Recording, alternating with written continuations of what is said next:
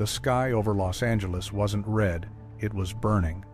Entire neighborhoods disappeared behind walls of flame as emergency crews raced from one collapsing fire line to the next.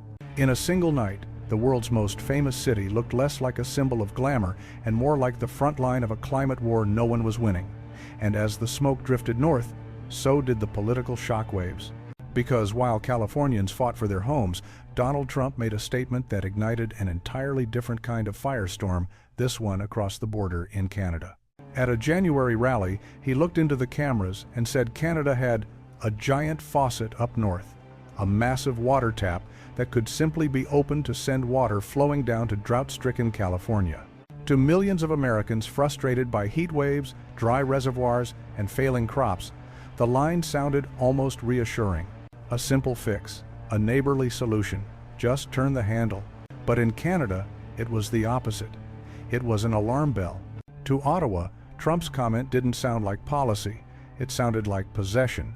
It turned Canada's most sacred natural resource, its rivers, lakes, and snow-fed watersheds, into something transactional, something Washington believed it could claim in a moment of desperation. And for a country built around conservation, stewardship, and a deep cultural reverence for water, that one-word faucet hit like a slap. Because behind it was a message Canada had been hearing more often. That the United States no longer saw them as an equal partner, but as a reservoir waiting to be tapped. And as wildfires raged in the south and political rhetoric escalated in the north, one question began to surface with dangerous clarity. What happens when a superpower starts eyeing its neighbor's water as the next strategic resource? In the days after Trump's faucet remark, something shifted quietly but unmistakably in Washington. Without holding a press conference or issuing a formal explanation, U.S. officials placed an unexpected freeze on negotiations to modernize the Columbia River Treaty, a cornerstone agreement that has governed cross-border water flows and hydroelectric cooperation for more than half a century. The talks had been progressing under President Biden, with both sides signaling optimism. Under Trump's return, that optimism evaporated almost overnight. Canadian officials noticed first. Then they connected the dots. The pause didn't look like a bureaucratic delay. It looked like leverage. And when whispers began circulating that new tariffs on Canadian exports were being considered, Ottawa realized the United States was preparing to turn water, once a shared responsibility, into a bargaining chip. British Columbia's Energy Minister, Adrian Dix, didn't hold back. Standing before a row of microphones, he condemned what he called a wave of vicious anti-Canadian attacks and warned that weaponizing trade to gain access to Canadian water would trigger a backlash far greater than Washington expected. His tone reflected something deeper than politics. A cultural line crossed, a national boundary tested. But it was Prime Minister Mark Carney who delivered the message that truly crystallized Canada's stance. In an unusually blunt address from Parliament Hill, Carney declared that water was not a commodity, not a political tool, and certainly not a foreign policy concession. It was a pillar of Canadian sovereignty, an inheritance of geography, history, and identity that no government would ever negotiate under pressure. Carney's speech struck like a thunderclap. Within hours, the story dominated Canadian media. Analysts called it the strongest public defense of water rights in modern Canadian history. Citizens flooded social platforms with messages of support, accusing Washington of entitlement and warning that Canada's rivers were not for sale. What began as a careless line at a rally had spiraled into a diplomatic confrontation, and with treaty negotiations frozen, trade tensions rising, and anger hardening on both sides of the border, one thing became clear. This wasn't just a dispute about water. It was the beginning of a new era in North American power politics. South of the border, the crisis that fueled Trump's rhetoric was growing darker by the day.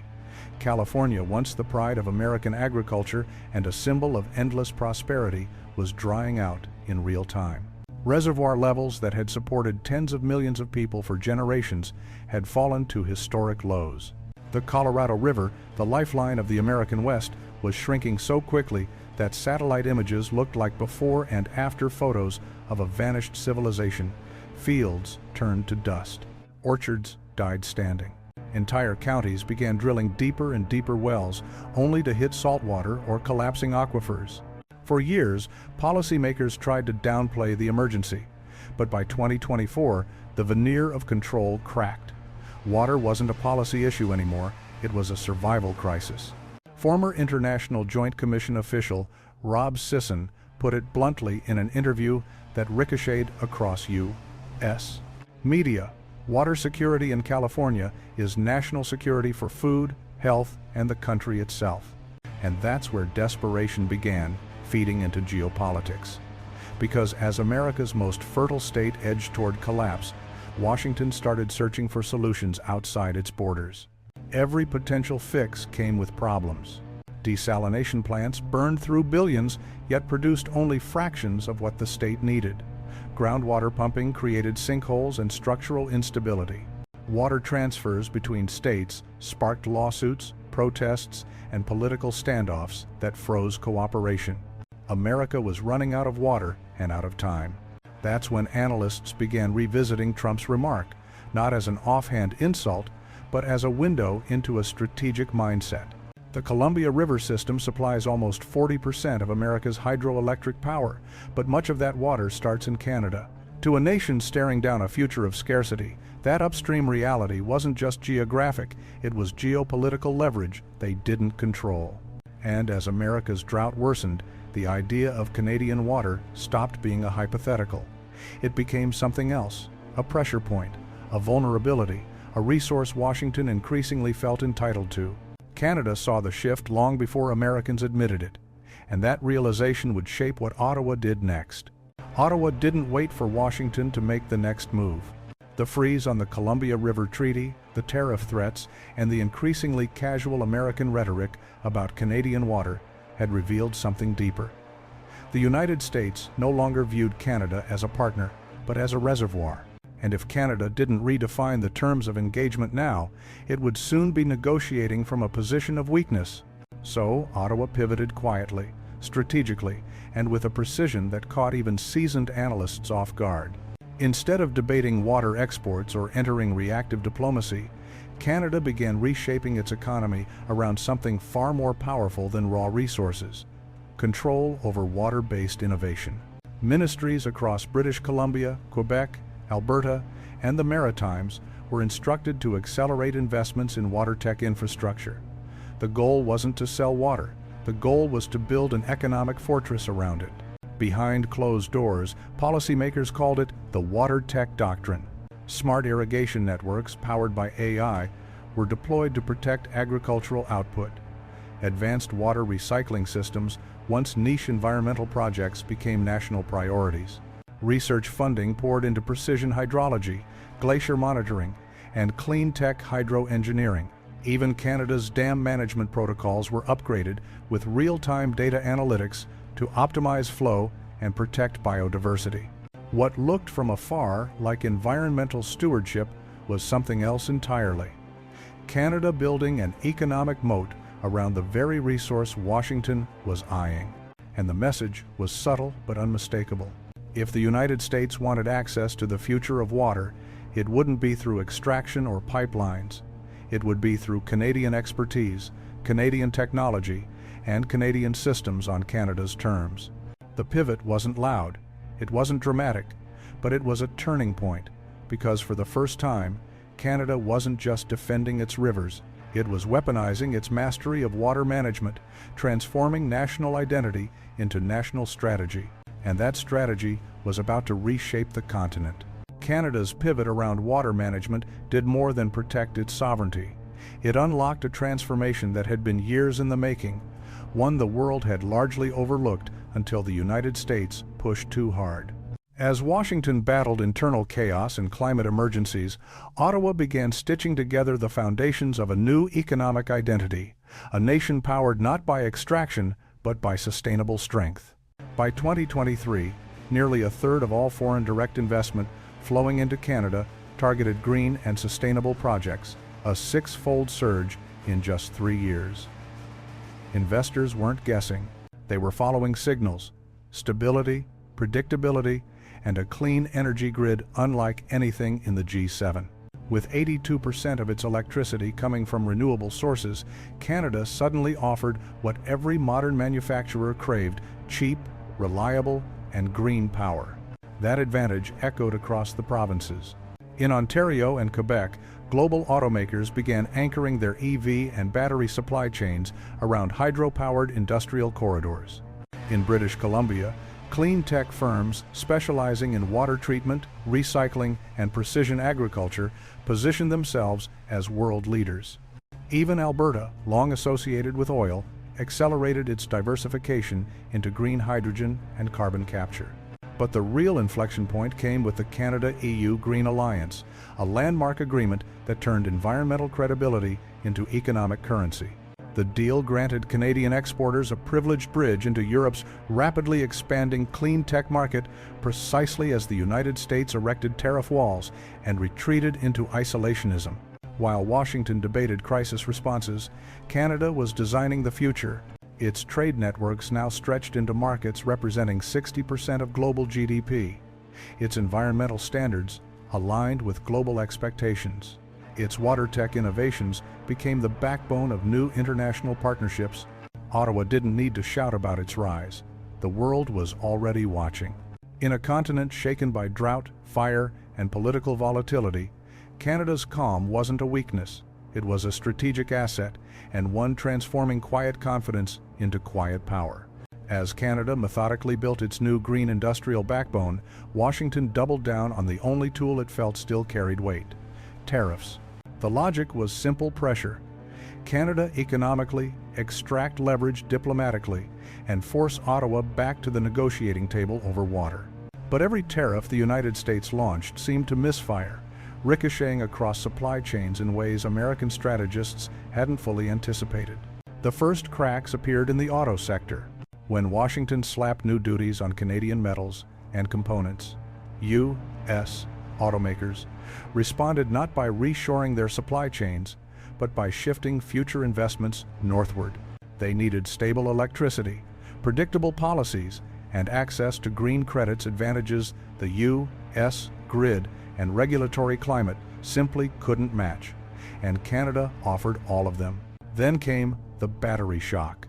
In a development that stunned analysts, Bloomberg NEF ranked Canada, not the United States, not China, not South Korea, as the top country in the world for future battery supply chain potential. The reason was as simple as it was strategic: clean energy, abundant critical minerals, and a government willing to invest billions where Washington debated endlessly. Within months, more than $46 billion USD in private investment poured into EV and battery plants across Ontario and Quebec.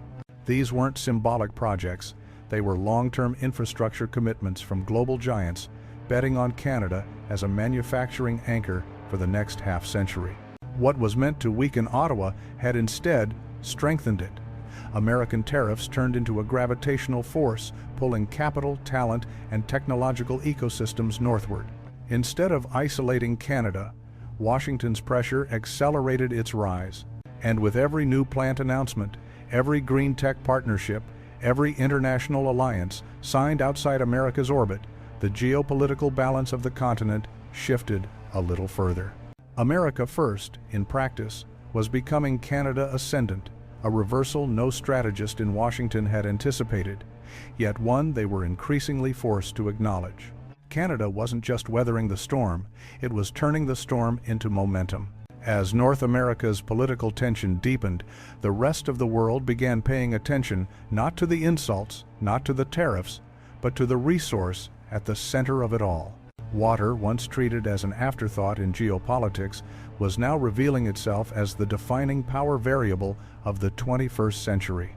And in a planet growing hotter, thirstier, and more unstable each year, the nation with the cleanest, coldest, and most abundant reserves wasn't a military giant or an oil titan. It was Canada. Across Europe, droughts had pushed rivers so low that commercial shipping stalled. In the Middle East, aquifer depletion triggered agricultural collapse and mass migration. In Asia, megacities fought over shrinking reservoirs.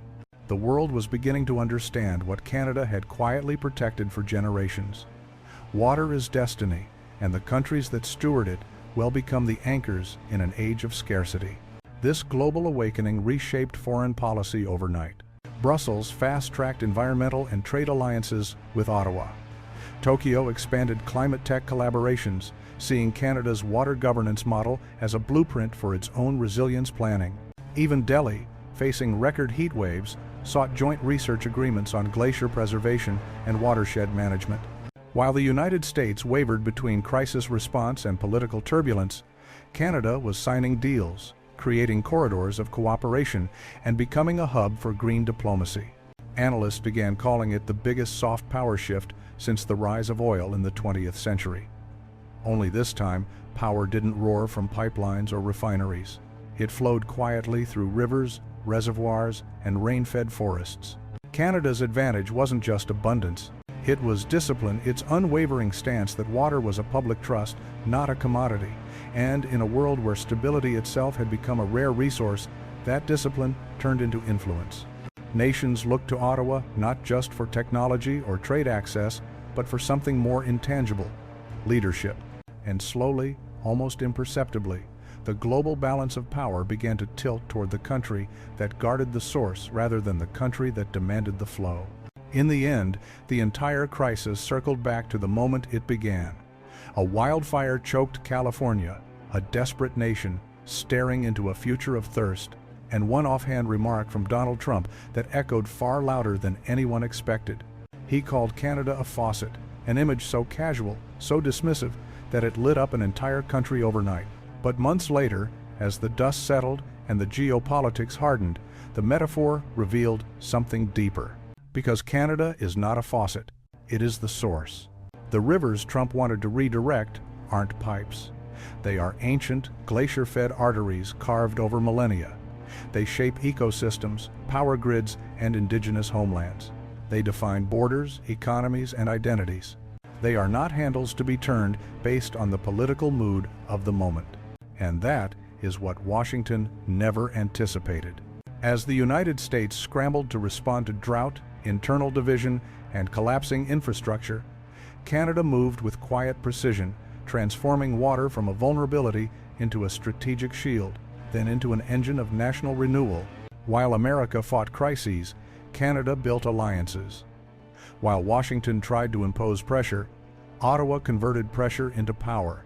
The world watched the contrast unfold. One nation burned, grasping for solutions. The other flowed steady, deliberate, unyielding. But the real story isn't about treaties, tariffs, or even Trump's remark. It's about something much larger: the emergence of water as the central force shaping global politics. Oil defined the last century. Water will define the next. And the country that guards the source does not just gain protection, it gains influence. And that leads to the question the world is beginning to whisper, the question that will shape the geopolitics of the century ahead. In an era shaped by scarcity, who truly holds power? The nation that builds the dams, or the nation that owns the rivers? Thank you for watching. If this story opened your eyes, tap like and subscribe. Every click helps bring truth to the surface.